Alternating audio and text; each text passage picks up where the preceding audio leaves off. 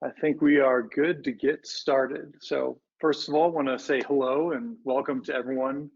I want to thank you all for taking time out of your day to attend our webinar. My name is Mark Kaiser. I lead the partnership and business development efforts at EnsoData, and I was a co-author on the study we'll be discussing today. For those who are just getting to know EnsoData, here's a quick primer on the company. EnsoData's mission is to make healthcare more accurate, efficient, and affordable. We're doing that by pushing the boundaries of how artificial intelligence can help identify and treat health conditions. Our first product, EnsoSleep, which is used to automate analysis of sleep study data, was the second AI-based software approved as a medical device by the FDA in 2017. Today, EnsoSleep is used by more than 500 sleep labs in the US to analyze more than 34,000 sleep studies every month. At EnsoData, we're also very active in research with more than 20 publications to date. And one of our most recent publications is the focus of our webinar today. Sleep apnea, as many of you know, is one of the most undiagnosed chronic health conditions in the US and globally. Most people don't appreciate the impact that sleep apnea has on our overall health and the cost to keep us healthy. In this research study, we set out to quantify the impact that treating sleep apnea has in the real world, and we're excited to share that with you. Now I'd like to introduce Chris Fernandez, the study's lead author, who has prepared today's presentation. Chris is the CEO and co-founder of EnsoData and is passionately focused on increasing patient access, improving patient outcomes, and enhancing the patient-provider care experience. Chris has a master's degree in biomedical engineering from University of Wisconsin-Madison and has spent the last 8 years focused on research, development, and commercialization of AI and machine learning applications for sleep medicine. He is also a leading contributor to the open source machine learning platform NextML. And without further ado, here's Chris to share more about our recent research study on the impact of obstructive sleep apnea therapy on healthcare costs. Hello, and warm greetings from here at EnsoData. My name is Chris Fernandez, and I'm a biomedical engineer by training and the CEO and co-founder of EnsoData. I want to sincerely thank you for choosing to spend some time with us here today. Our webinar today is an overview and introduction to some of EnsoData's latest sleep health economics research. Specifically today, we'll cover a recent conference publication from Sleep 2022 titled The Impact of OSA Therapy on Healthcare Costs, an actuarial analysis of the OSA prevalence, therapy adherence, comorbidity, and costs in a large Medicare population cohort. We're excited to share and to learn more with you here today and to engage with your questions in our FAQ at the end and along the way too. So without further ado, let's dive into today's agenda. As for today's agenda, we'll start first by providing some background and introducing our motivation to engage in this particular research project and direction. Second, we'll introduce our research investigators on the EnsoData team, as well as our wonderful research colleagues and their collaborating institutions that made this research and its findings possible. Third, we'll overview the study sample analyzed. In this work, over 2 million patients nationwide with Medicare health plan coverage and the actuarial and statistical analysis methodology we applied to that data set to obtain our results. Then, we'll dive into the key results and findings of our work, explore their significance and how they can be extended to further elucidate the important relationships between sleep apnea to health outcomes, as well as health economic outcomes too. Finally, we'll distill down the why the results matter both for patients and for the many other stakeholders in our complex healthcare ecosystem, as well as some of the future work that we have ongoing to advance our depth of understanding even further. To conclude, we want to hear from you. What questions do you have? What perspectives can you share? We'll look forward to a robust, rich, and engaging discussion in today's live format. So let's get started. So, why did we do this research? In short, we did this work because research studying the economics of obstructive sleep apnea, OSA therapy, has been historically underappreciated. So, we sought to provide an actuarial analysis to study the economic impact of OSA therapy using CPAP treatment that stands to better account for major confounds that can affect results. Why is this? Well, to go into a little bit more background, the broad research direction here is to better understand the role and influence of sleep on human health and disease, specifically through the lens of sleep health economics and sleep health equity determinants. In addition to contributing to the state of knowledge in this body of literature, we aim to aid in uncovering the true cost relationships and disparities of treated sleep disorders in large and diverse populations, and to utilize this evidence to help to further evangelize the sleep imperative more widely as a critical public health mandate that must be addressed. We believe there are multiple reasons why the economic value of sleep health has been historically underappreciated, and thus we're motivated to contribute to addressing this, particularly in consideration of these three factors, among others. The first, OSA matters. We know that sleep is the third leg of the stool of health and wellness, along with diet and exercise. It's the time when our bodies repair, regenerate, and restore. When we look at the major chronic comorbid conditions, OSA is consistently at the scene of the crime in their prevalence and their incidence. The body of literature has shown untreated sleep apnea may directly exacerbate some comorbid conditions, making them more difficult to manage and control, and that's associated with higher rates of acute care utilization and admission. And OSA may in fact play an even larger role in the development and faster progression of multiple major chronic comorbid conditions as well. In cases where chronic conditions are already managed, treating OSA may represent one of the most readily modifiable parameters to improve overall health outcomes and lower cost in undiagnosed patients. However, we believe that this signal may often be attenuated or even in some cases lost in the noise, so to speak, due to multiple challenging and difficult to control for confounding factors that are highly significant to OSA patients.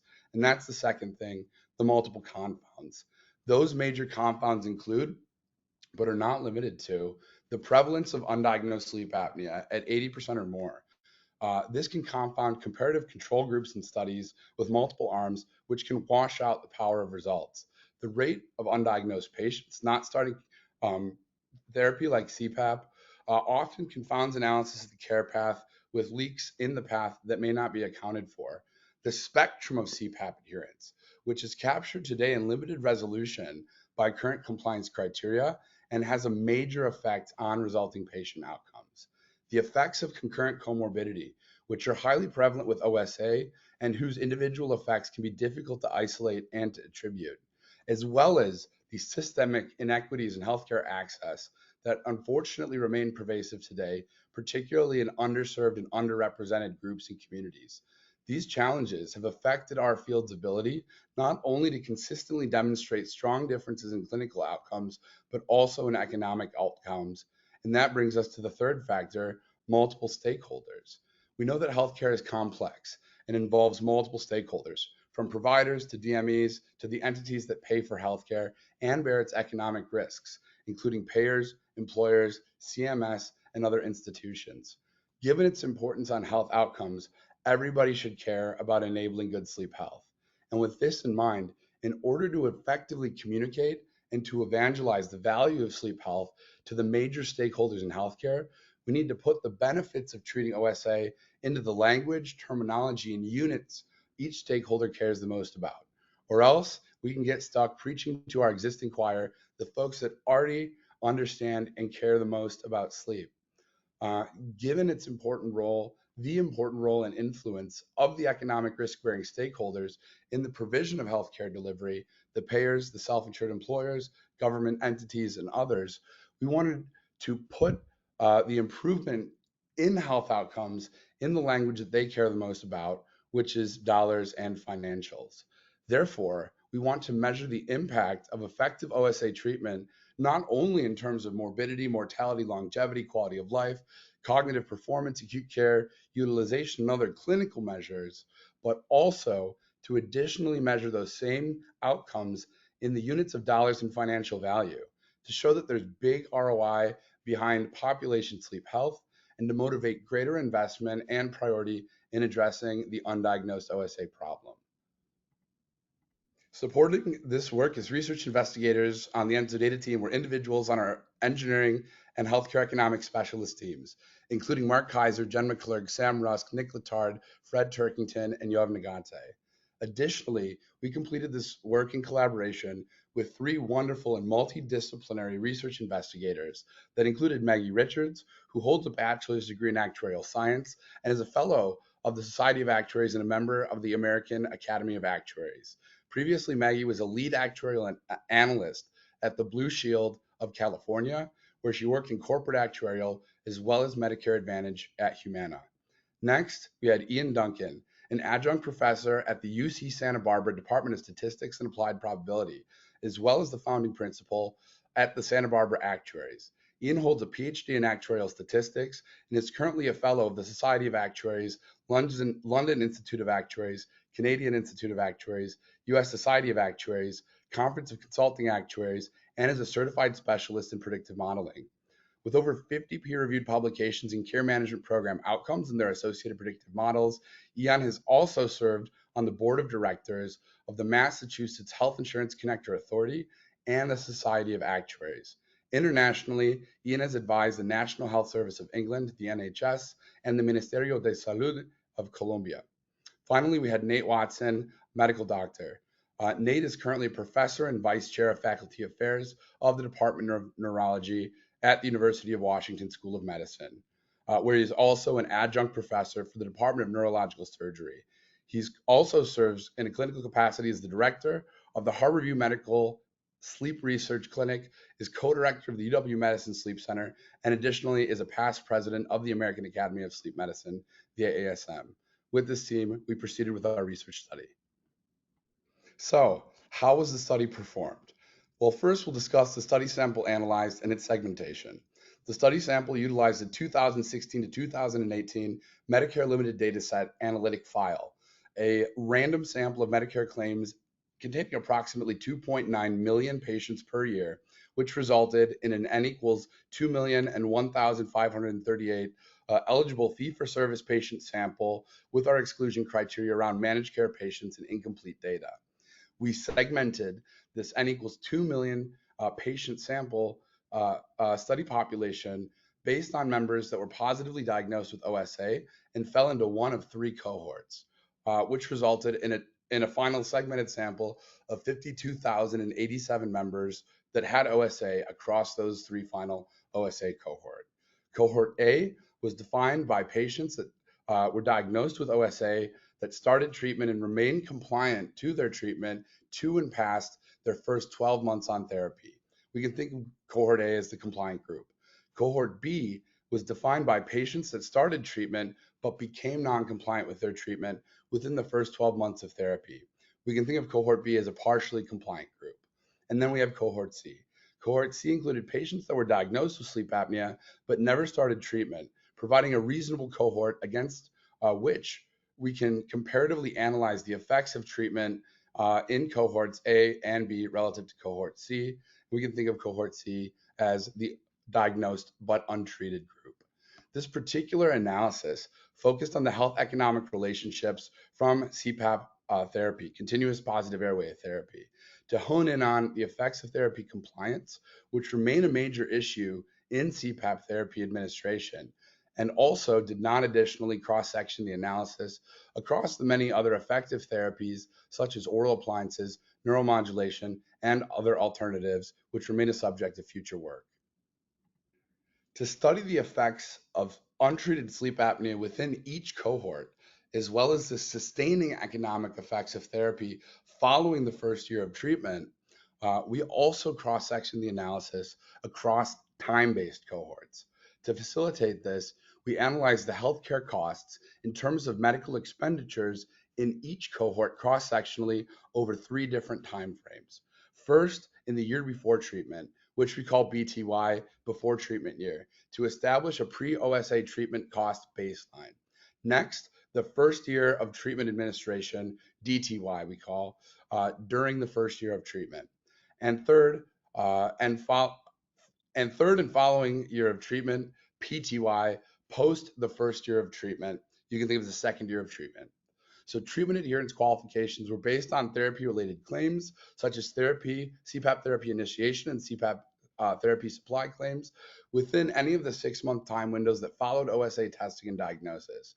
We used a sliding window over the study sample time period to include BTY, DTY, and PTY comparisons for each of our three cohorts, A, B, and C, to maximize the sample size, meeting our inclusion criteria specified, and the power of our study.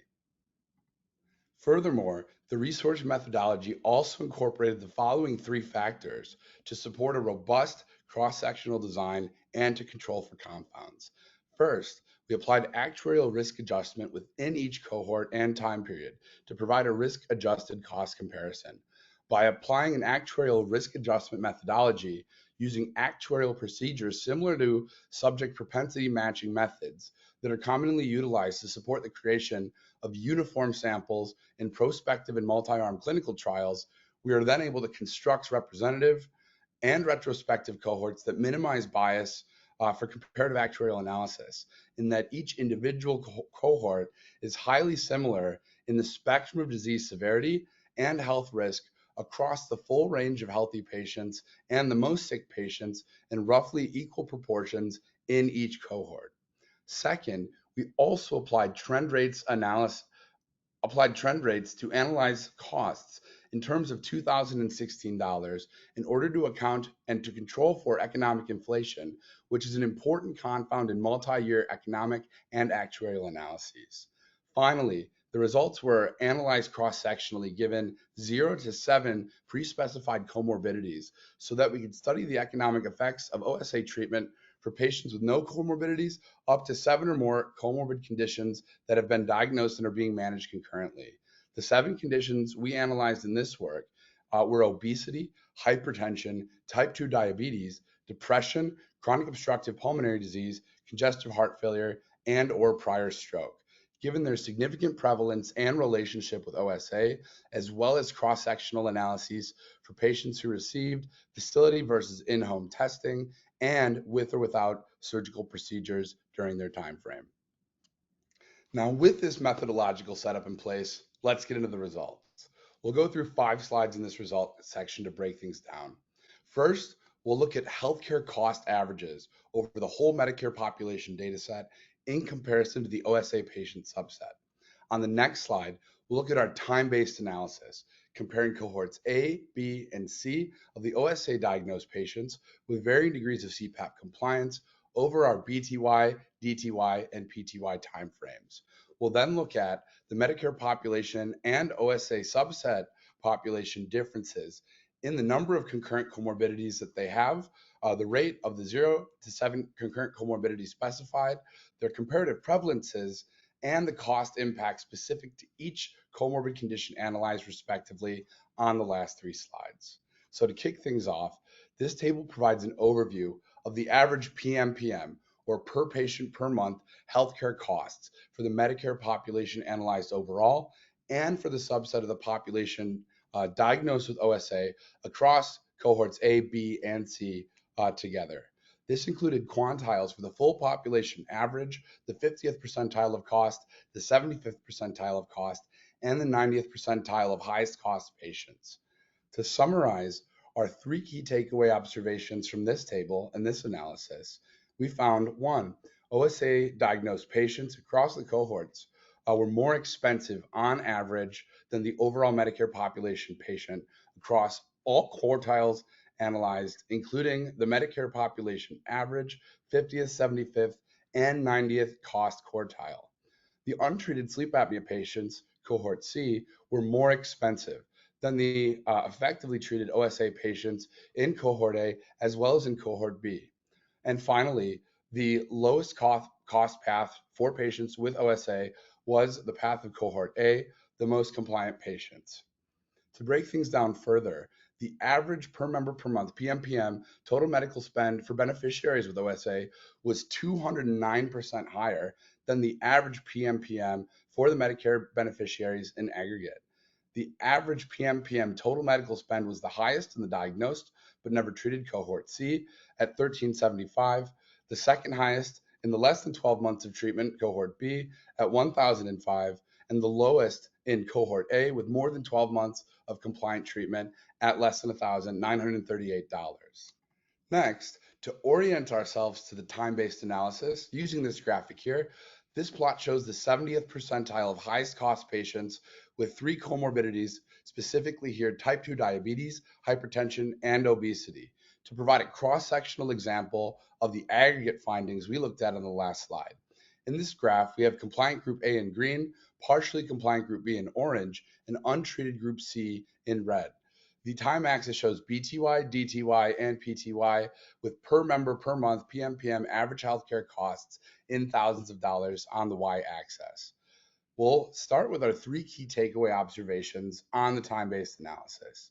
First, healthcare costs were the highest in the no treatment group, the second highest in the partially compliant group, and the lowest cost in the most compliant group in each of the BTY, DTY, and PTY time periods, respectively.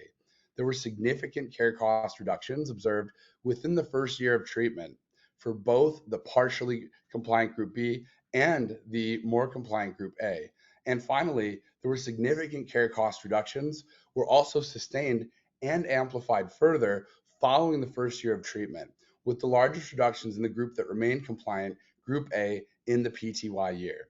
Breaking things down a bit further, the average PMPM total medical spend was the highest in the diagnosed but never treated cohort, the second highest in the less than 12-month cohort, and the lowest in the greater than 12-month cohort A. In both cohorts that started therapy, average costs decreased from before treatment, BTY, to post-treatment year PTY, and from the first to the second year on therapy. Compared to the no therapy cohort C, costs were 29% lower in cohort A and 27% lower in cohort B. Among the comorbid members in the 75th percentile, we observed BTY to DTY PMPM reductions of 17% and 15% in cohort A and cohort B, respectively. In these same cohorts, we observed a 21 and 20% PMPM reductions between BTY and PTY or after the second treatment year. And finally, patients undergoing surgical procedures had higher costs but lower spend reduction in the initial and the following year of therapy with a 22 and a 5% respectively. Lastly, let's look at the three different cross-sectional analyses of the comorbidity data and the results. First, here we have the number of comorbidities on the x-axis, from 0 to 7 or more concurrently diagnosed and managed comorbidities left to right.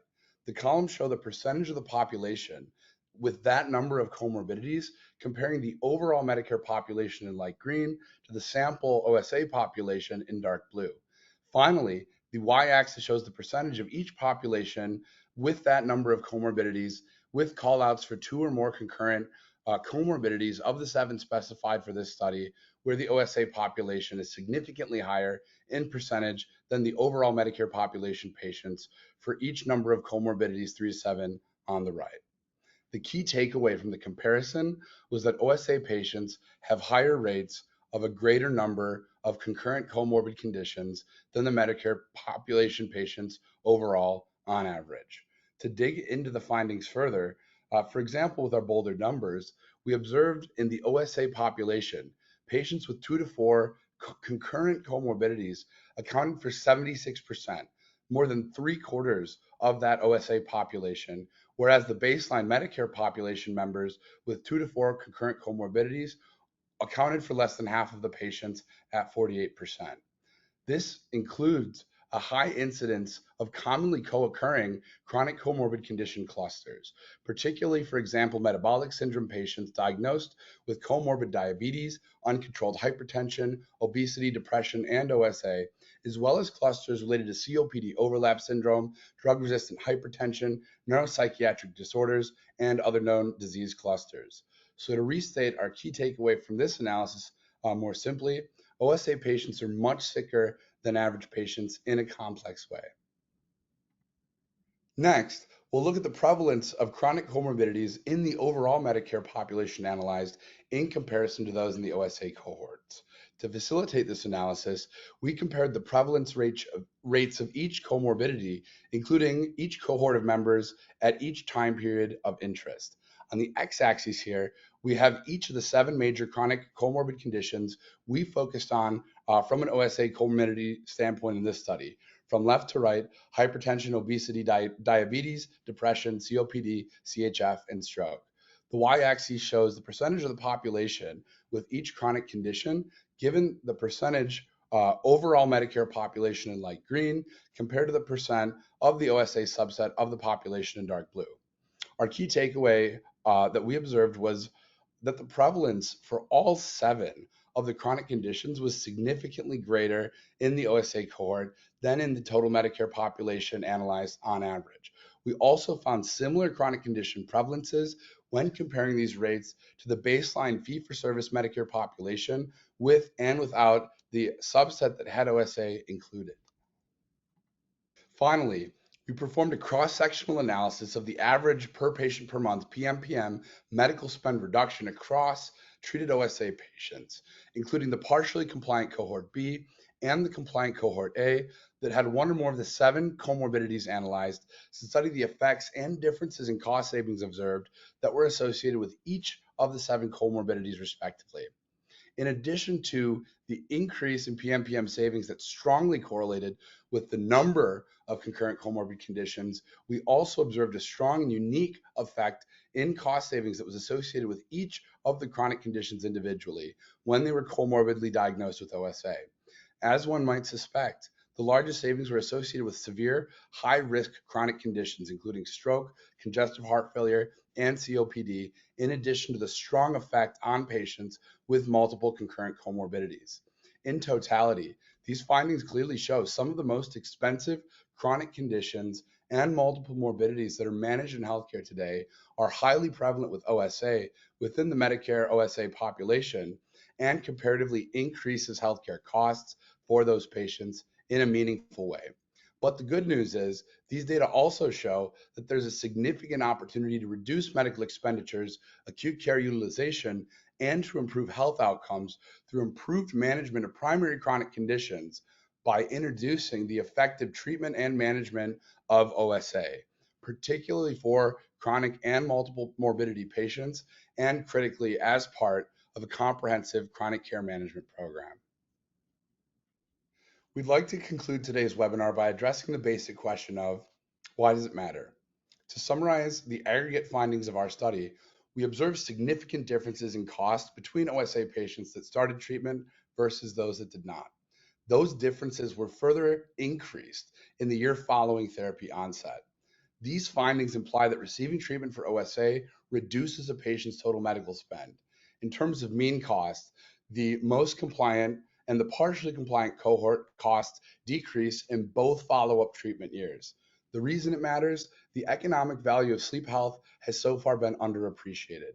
Through this and future work, we plan to continue to publish new data, evidence, and insights of interest in the field of sleep medicine, and hope this work can play an important role in helping to motivate greater societal investment in sleep and sleep disorders treatment, not only among those that already get it the most, but across the many constituencies of key stakeholders, the general population, and the institutional public health awareness about the importance of sleep health.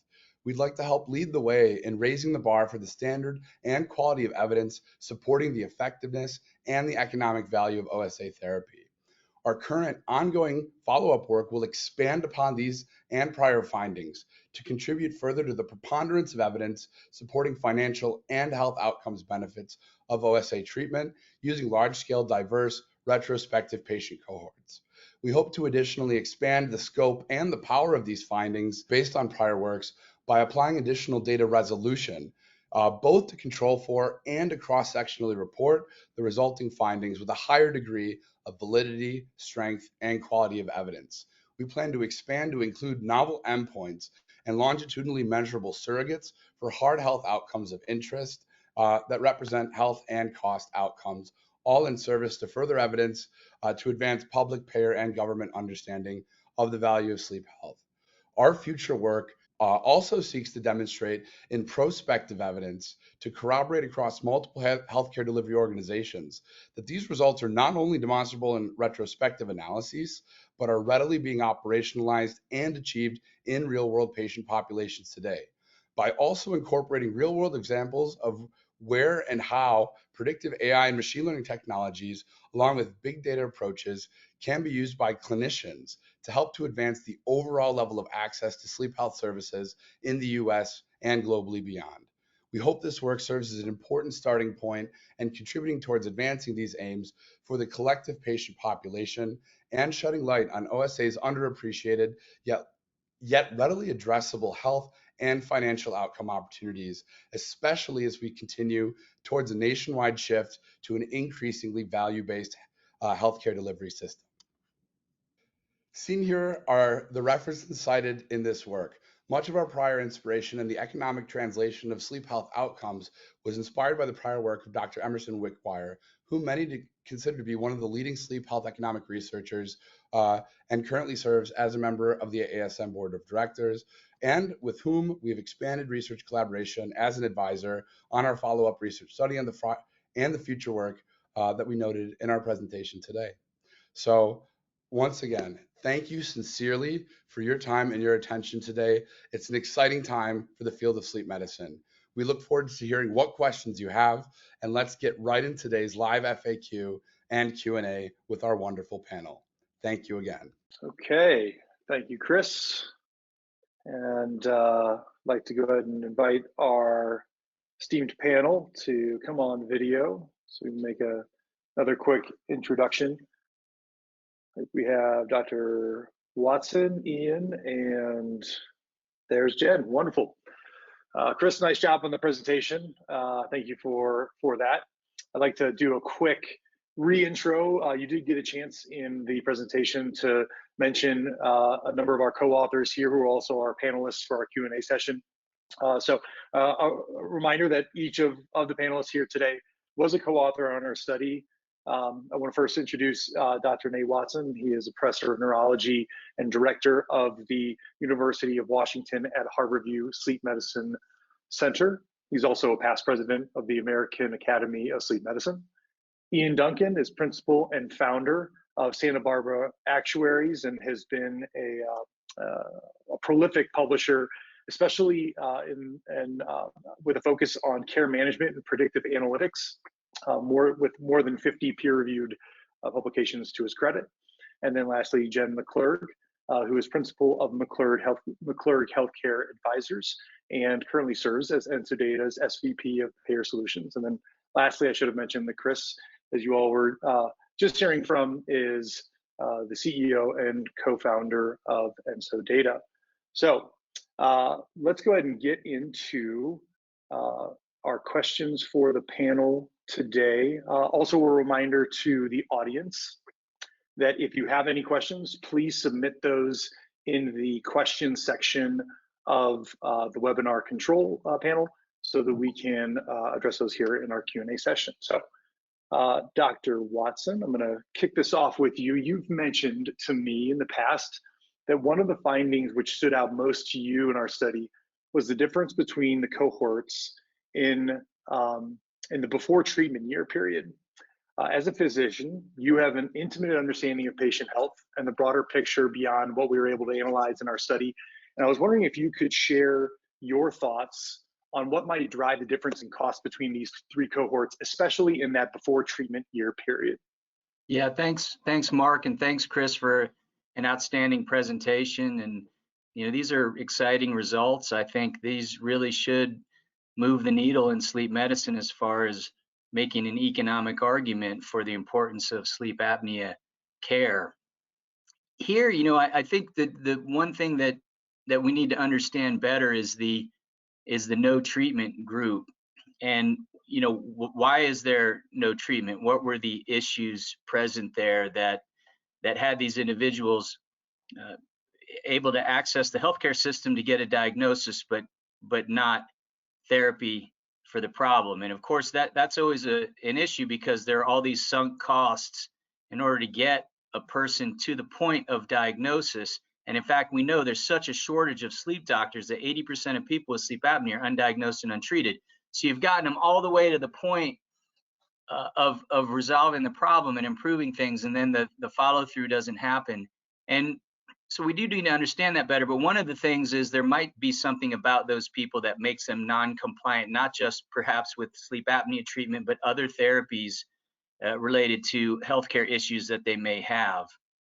And so I think as we explore this data and understand it better, we need to try to come up with a number of different explanations for our findings. And I think that issue is probably at play and something we need to dig into a little more deeper. Thank you for that. Ian, if you don't mind, we'll move to you next. Having spent much of your career focused on actuarial analysis and predictive analytics related to care management programs, I'm curious to hear what stood out most to you in the study. Thanks, Mark, and thank you, Chris, for a really very interesting presentation of our results. I'm going to make 2 points, I think. The first of them is we do a lot of this kind of health economics, actuarial understanding for clients. I've been doing this now for about 25 years, and just to prove my bona fides along the way, I actually ran a call center of nurses doing disease management at one time. They didn't enjoy it, and I found it challenging. But this kind of economic work that we do, I always begin by saying, the first question is there a there there? By that I mean, whatever it is that you're analyzing, is the cost enough for a payer to be interested in intervening on this condition? And are there enough people to make it worthwhile to intervene? And I think one of the results that we are seeing here is it is a very prolific, highly prevalent condition, and the finances work out to suggest to a payer that they should take an interest in it. The second and related point to that is what surprised me, because I had very little understanding of sleep and sleep medicine before, was the scale of it, the cost of it. One thing I think that has been investigated a lot in condition management programs is depression and behavioral health. And I think it's very well known amongst those of us in this field that depression and behavioral health adds between 50 and 100% to the cost of whatever the underlying condition is. One of the real surprises to me about this analysis was you're seeing the same result for sleep. You're seeing that in this patient population, sleep apnea untreated is adding the same sort of percentage to the underlying chronic conditions. And I think, you're sort of, in a way, if I could use the term, the sleeper here, in terms of conditions. If behavioral health gets a lot of attention, people are aware of the costs and aware of the necessity to treat. And then the final point around here is, when we go back to my point about, is there a there there? The last point I make to clients is there a successful treatment that's available? Can you actually change the patient's trajectory in terms of cost? And we do see that here. So I think that we're looking at a condition here that really meets all of my prior requirements for a successful economic model. Thanks for that, Ian. That actually relates to a similar question or discussion that I think actually we internally had with Dr. Rickwire recently, where he also similarly compared sleep apnea and maybe sleep disorders more broadly to where behavioral health, or maybe even depression more specifically, maybe 10 years ago, and that we might be seeing a similar kind of increase in awareness and attention, especially amongst payers or the groups who are responsible for the cost of healthcare, especially here in the US. This stands to reason this research is certainly contributes to that. So thanks for your comments there. Jen, move to you. You also bring a payer perspective different from Ian's. Ian's is kind of the more actuarial science sort of perspective. Yours is a little bit more on the commercial kind of solutions, especially very kind of innovative solutions perspective and experience. I'm interested to hear, you've spent now, I think, close to 2 years really immersing yourself in the concepts around sleep apnea and having conversations with payers to get their view of sleep apnea. What in your mind can the sleep medicine community, who I think is a lot of the audience that we have in our webinar today, what can they do to increase the awareness amongst payers about the economic value of treating sleep apnea? Yeah, thanks, Mark, and thanks, Chris. I'll say broadly, this certainly the learning of the last 2 years you mentioned, and going through the actuarial analysis with the team has been a very eye-opening experience for me. And I think we can all agree the results here are really not well appreciated in healthcare. So your question, I think, is an important one. You know, when we talk about the numbers that Chris shared with us today, on the one hand, it kind of seems like a no-brainer that health plans would be proactively wanting to find members with obstructive sleep apnea to diagnose them and get them treated, right? And we see the many significant clinical and economic benefits here presented in the numbers. But what we know is that most payers today tend to think about sleep and have prior authorization gates in place that actually end up limiting the number of members that are being diagnosed with sleep apnea.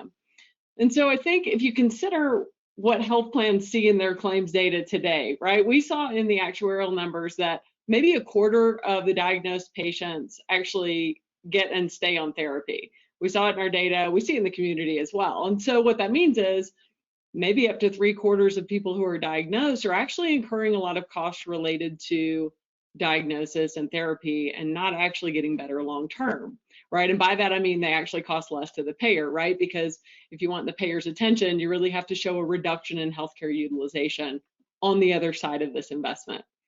So today, you know, we do focus, I think, as an industry on therapy follow-up for 90 days. And that's kind of driven by DME requirement to meet the CMS adherence criteria for resupply. But, you know, if we think about what happens after 90 days, a lot of people stop using their therapy. And so we may not see a real long-term benefit there. So, you know, I think if we want payers to invest their time and effort into helping solve this problem, you first have to solve their problem. And as the data that we looked at today really shows, we do that by keeping people on therapy. And that in turn will deliver the improvements in things like chronic comorbid conditions, reducing acute utilization, and ultimately the total cost of care. We know that these things happen for treated patients, but our lens really kind of has to extend. As a sleep medicine industry, we have to kind of look beyond that 90-day window. And I think as a community, we really have to make sure that patients are getting the support they need to help them stay on therapy.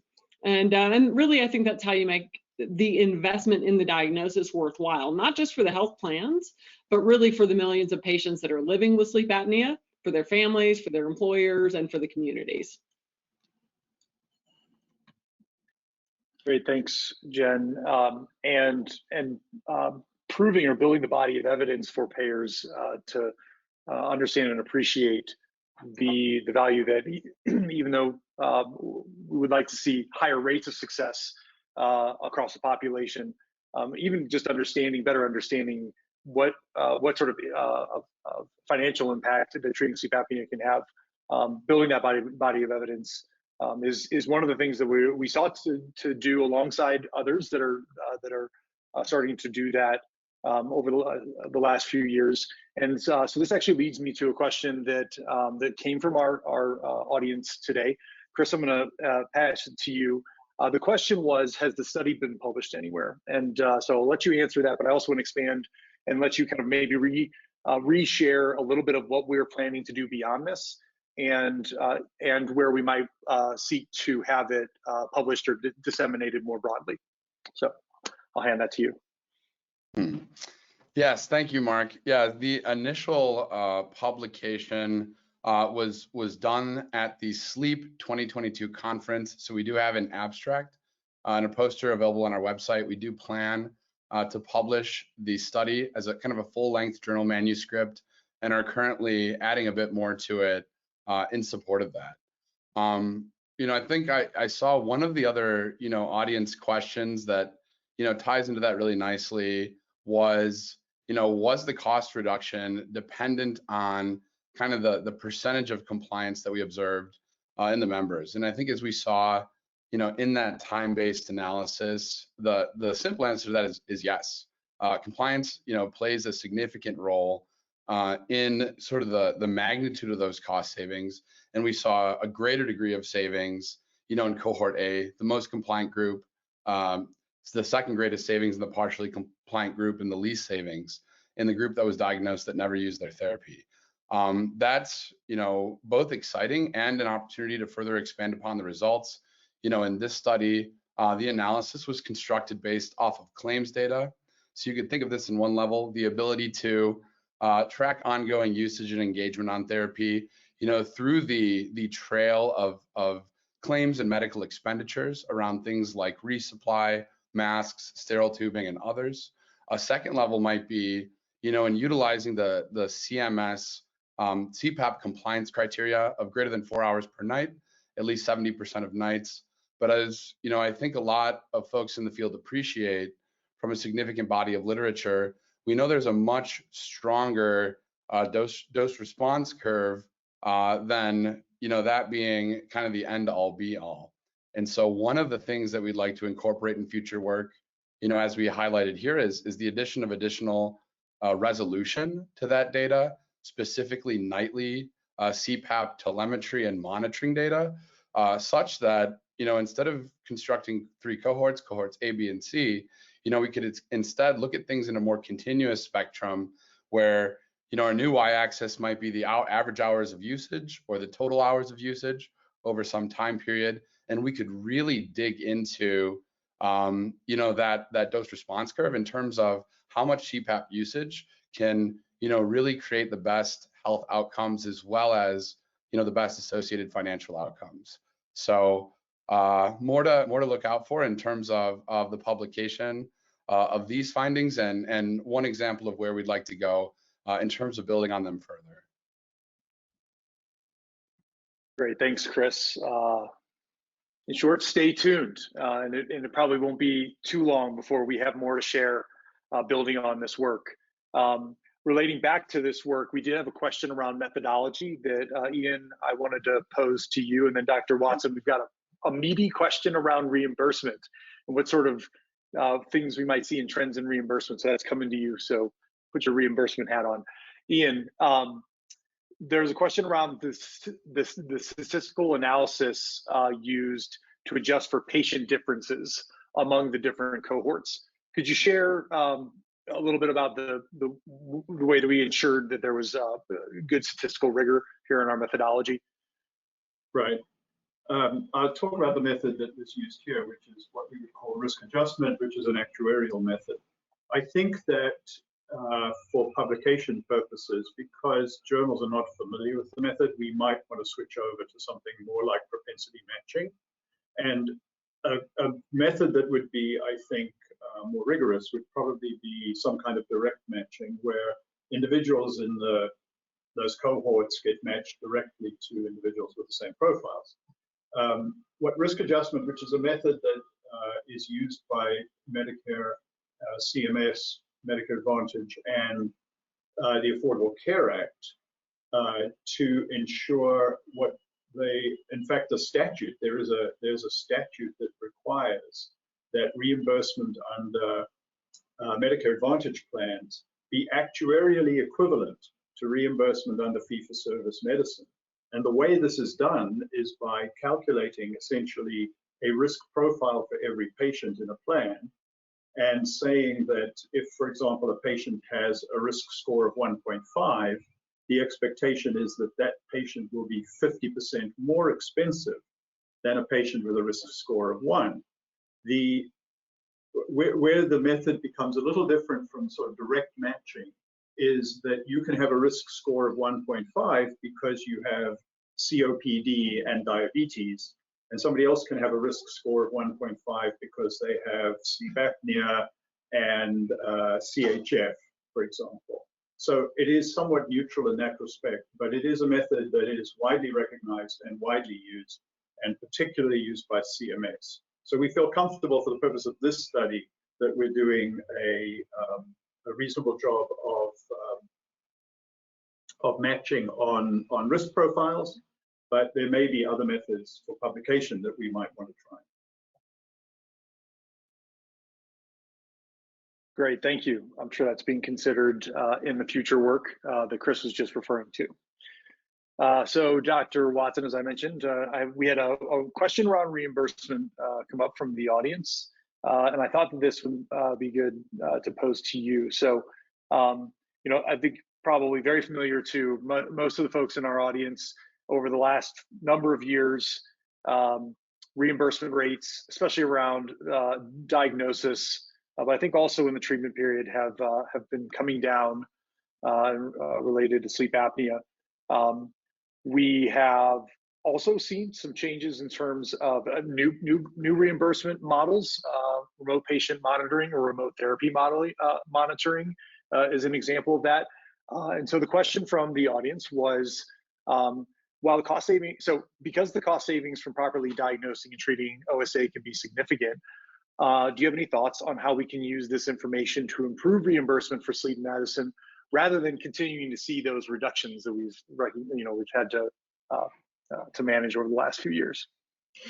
Yeah, it's a great question. I think the more we can make the economic argument for the diagnosis and treatment of sleep apnea to payers, including CMS, hopefully the more traction we'll get with improved reimbursement, which tends to only go in one direction, and that is down. But I think, if we can get payers to take a longer term view of the overall long-term benefits to health and well-being of the management of sleep apnea and the costs savings associated with that, then we're on solid footing when we go to the AMA and the RUC, and when RVUs are being tallied, and when reimbursement is being decided, that we have basically a stronger argument in those discussions and in those rooms. And it is kind of remarkable that sleep has been overlooked for so long in this regard from an economic perspective, because the opportunity is so tremendous for cost savings. And one thing I'd like to point out is, when we compare the sleep apnea populations to the Medicare and Medicaid general populations, of course, those general populations have a lot of people with undiagnosed sleep apnea there, a ton. We know that 80% of people with sleep apnea are undiagnosed and untreated. So that alone is going to bias the results of this analysis to the null. So despite the fact that you have this strong bias to the null, that we still have these robust findings, it makes you wonder, if we could eliminate that confounding effect, how much more robust, how many more cost savings opportunities are actually out there in reality. And hopefully, as we move forward with risk matching and other analytic techniques, we'll be able to continue to hone down and get an even more accurate assessment of these savings.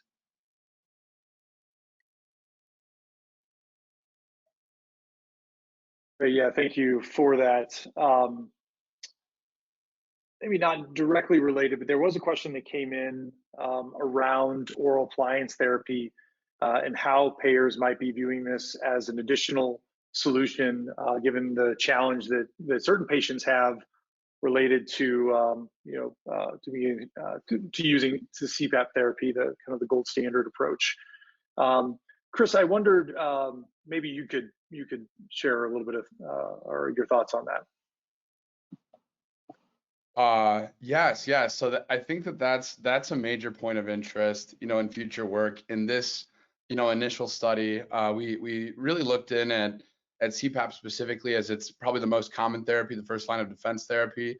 But ultimately, we know two things. One, that not every patient, would prefer to choose the CPAP therapy if there are, maybe other alternatives that are, a preferable fit for their lifestyle, or, how they like to do things. And the other is that, those alternative therapies are highly effective.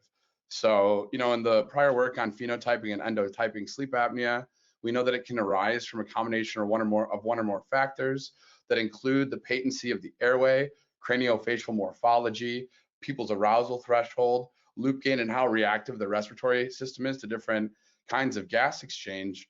And for a certain subset of patients, for example, perhaps patients that, their sleep apnea really is primarily driven by, the geometry of their bone structure of their face, then something like positive airway pressure, could in some cases, circumvent the underlying root cause of that particular individual's sleep apnea. So as we go forward, I think it's really important, in the context of precision medicine and personalized medicine, to be taking advantage of, phenotypic and endotypic information that can be derived from diagnostic data or further upstream data to really help to guide patients towards, therapies that are both going to be the most effective at treating the condition and improving outcomes, as well as, the most comfortable and tolerable in matching that patient's individual preferences.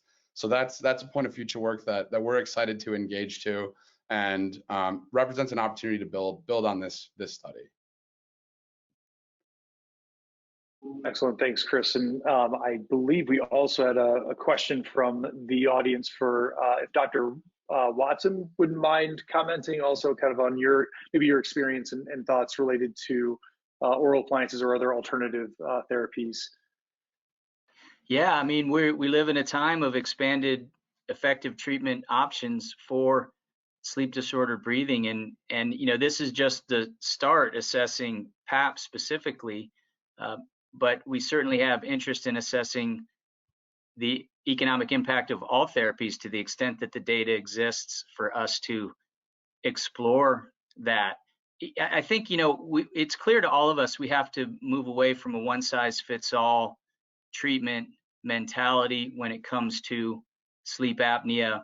And as Chris mentioned, personalized or precision medicine that will be driven in large part by AI and machine learning into the future, along with other advancing technologies, will hopefully allow us to arrive at the best treatment the fastest in a most economic way for every patient, because people are unique and we need to treat them as such. So this is an area of interest for us that we're going to continue to explore. So I would just say, again, stay tuned. This is just the beginning of this type of work. Excellent. I think that is a wonderful comment for us to start to wrap up on here in our webinar today. We're at the top of the hour. So I'd like to go ahead and thank again our panelists, Dr. A. Watson, Ian Duncan, Jen McClurg, and our presenter today, Chris Fernandez. Look forward to having the audience join us again for future webinars on this topic and other areas that are specific to improving the successful treatment and understanding the impact that on treating sleep apnea that has for the broader healthcare community and society at large. So thanks again to our panelists. Everyone have a wonderful day.